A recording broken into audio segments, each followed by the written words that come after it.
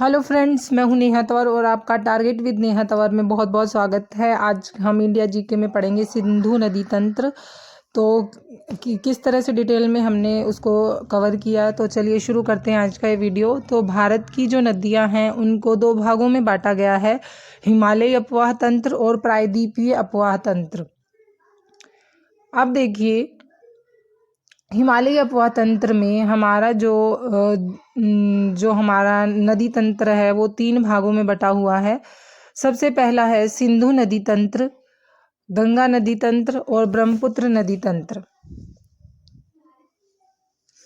और प्रायद्वीपीय अपवाह तंत्र में हमारी दक्षिण भारतीय नदियां आ जाती हैं, जो कि हमारे भारत का जो नक्शा है उसमें जो नीचे का जो एरिया है, हमारा दक्षिण पॉइंट जो है हमारा, वो जिसमें कि नर्मदा, ताप्ती, महानदी, गोदावरी, कृष्णा, कावेरी, ये सारी नदियां हमारे प्रायद्वीपीय अपवाह तंत्र में आ जाती हैं। तो हम स्टेप बाय स्टेप सबको कवर करेंगे, लेकिन आज हम पढ़ेंगे सिंधु नदी तंत्र। तो जो सिंधु नदी तंत्र है, नदी तंत्र क्या होता है? जब छोटी छोटी नदियों का जल अलग अलग दिशाओं से आके एक नदी या एक धारा का रूप ले लेता है, एक नदी में मिल जाता है, तो ये अलग से एक नदियों का जाल सा बुन जाता है, तो उसी को नदी तंत्र कहा जाता है। ये ऐसे भी आपसे क्वेश्चन पूछा जा सकता है। जो सिंधु नदी तंत्र है उसमें जो लेह सिंधु नदी के दाएं तट पर स्थित है, तो ये चीज़ भी हम समझेंगे। जो लेह जो शहर है J&K में, तो वो जो है सिंधु नदी के दाएं तट पर स्थित है। उस चीज़ को हम थोड़ा सा यहाँ पे छोटा सा हम मैप बना लेंगे। जो हमारा ऊपर का एरिया है, बिल्कुल सही मैप नहीं बनेगा, बस हमें समझना है। तो नक्शे पे ना जाके हमें अपना जो पॉइंट है वो क्लियर करने हैं। तो अब हम सबसे पहले जो पहला ही पॉइंट हमने सिंधु नदी तंत्र, जो सिंधु नदी है वो तीन देशों को कवर करती है, चीन, भारत और पाकिस्तान। ये क्वेश्चन भी आपसे पूछा जा सकता है, तो तीनों चीज़ें हम ध्यान में रखेंगे। क्वेश्चन ऐसे भी पूछा जा सकता है कि तीन ऑप्शन में दे दिए जाएंगे, तो इस तरह से आपको ध्यान रखना है। तो सिंधु नदी जो है वो कहाँ से निकलती है?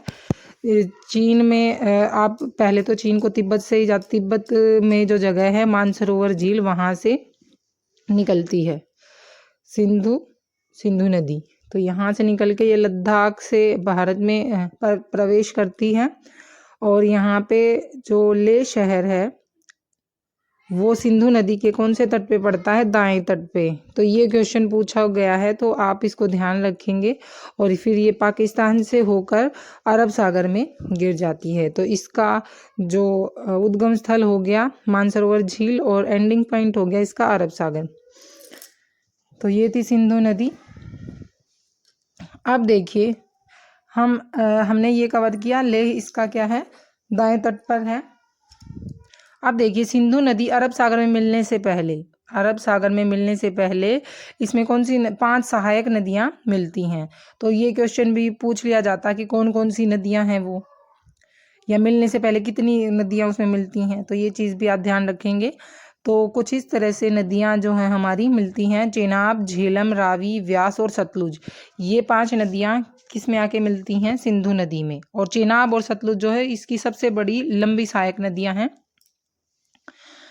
जो हमारी चेनाब नदी, उसका उद्गम स्थल है हिमाचल प्रदेश का K12, और इसको हिमाचल प्रदेश में चंद्रभागा नाम से जाना जाता है। चेनाब नदी को क्यों माना जाता है? क्योंकि यहाँ पे चंद्र और भागा 2 नदियाँ जो है, इसीलिए इसको चंद्रभागा नाम से जाना जाता है चेनाब नदी को। चेनाब जो है सिंधु में मिलने से पहले, सिंधु नदी में चेनाब नदी मिलने से पहले इसमें कौन कौन सी मिलती है? झेलम, रावी, सतलुज, व्यास। तो क्योंकि ये चेनाब लंबी है, तो इसमें 4 नदियां आके मिलती हैं। ये चारों इस तरह से इसमें आके मिल जाती हैं। आगे हम पढ़ेंगे उस पॉइंट को क्या बोलते हैं जहाँ पे ये मिलती हैं, पाकिस्तान में जाके। तो झेलम नदी जो है उसका उद्गम स्थल हो गया कश्मीर का बैरीनाग। आप ऐसे भी याद रख सकते हैं, क्योंकि शेषनाग जो झील है वहाँ पे इसका उद्गम स्थल। तो कश्मीर में हमारे बैरी रहते हैं, तो इस तरह से आप याद रख सकते हैं। और 170 किलोमीटर पर ये भारत पाकिस्तान की सीमा बनाती है, किसमें? चेनाब में मिलने से पहले। ये देखिए यहाँ पे। तो ये पॉइंट भी हमारा क्लियर हो गया। तो ऐसे भी पूछा जा सकता है, तो सारे पॉइंट क्लियर करते जाएंगे। नेक्स्ट है रावी। रावी नदी का भी उद्गम स्थल है, हिमाचल प्रदेश के रोहतांग दर्रे से है। हिमाचल प्रदेश का रोहतांग दर्रा, हिमाचल प्रदेश का रोहतांग दर्रा। अब देखिए सतलुज नदी। सतलुज नदी का जो उद्गम स्थल है वो भारत में ना होकर कहाँ है, जो चीन का जो तिब्बत एरिया जो है वहाँ के राकसताल, ठीक है, तो वहाँ सतलुज नदी का उद्गम स्थल है। और देखिए जब ये सतलुज नदी चेनाब नदी में मिलती है, उससे मिलने से पहले इसमें कौन सी नदी आके मिलती है, व्यास नदी। ये पॉइंट भी बहुत इम्पोर्टेंट है। और इसका उद्गम स्थल भारत में नहीं होता, और पंजाब के हरीके में ये व्यास नदी आके मिलती है, ठीक है। तो ये पॉइंट भी आप ध्यान में रखते चलेंगे। उसके बाद हम व्यास पढ़ते हैं। व्यास का उद्गम स्थल कहाँ है, हिमाचल प्रदेश का रोहतांग दर्रा। हिमाचल प्रदेश का कौन सा दर्रा, रोहतांग दर्रे के पास से ये नदी निकलती है।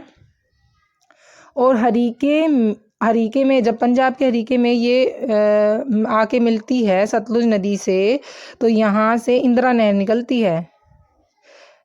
इंदिरा नहर देश की सबसे लंबी नहर जो है, जहाँ से हमारे भारत में सिंचाई होती है। तो राजस्थान में सबसे ज़्यादा ये नहर, इसकी लंबाई है 470, तो 470 किलोमीटर इसकी जो है लंबाई है। ये पॉइंट भी अच्छा आप याद रख लें। अब ये देखिए, जब ये सारी नदियां आके पाकिस्तान के बहावलपुर में मिलती हैं, तो किसका निर्माण करती हैं, पंचनद का निर्माण करती हैं। और जब ये सिंधु नदी में मिलती हैं, तो उससे पहले ये 45 किलोमीटर तक चलती हैं एक साथ बह के, बाद में मिलती हैं सिंधु नदी में। और आप ये चीज़ भी याद रख लेंगे, 1960 में सिंधु जल समझौता हुआ था, तो उसमें क्या हुआ था, तीन तीन नदियां आ गई थी। तीन पूर्वी नदियां तो भारत के पास आई थी और तीन पाकिस्तान के पास। तो कौन कौन सी, ये देखिए, अगर मान लीजिए भारत अपना पानी रोक ले तो पाकिस्तान के पास तो नहीं कुछ रहेगा। तो इसीलिए 1960 में क्या हुआ था, सिंधु जल समझौता हुआ था। तो ये चीज़ बहुत ही इंपॉर्टेंट है, इस पॉइंट को याद कर लेंगे। तो पूर्वी नदियाँ तीन कौन सी थी जो भारत के पास, जिसका जो इसको मतलब इसका जो भारत के अंडर थी, वो थी व्यास, रावी और सतलुज। ये बहुत ही अच्छा पॉइंट है। और पाकिस्तान के पास कौन सी थी, सिंधु, झेलम, चेनाब। पाकिस्तान के पास सिंधु, झेलम, चेनाब। तो ये देखिए, हमने बड़े ही अच्छे तरीके से हमने सिंधु नदी तंत्र को कवर किया, और आई होप आपको समझ में भी ये आ गया होगा।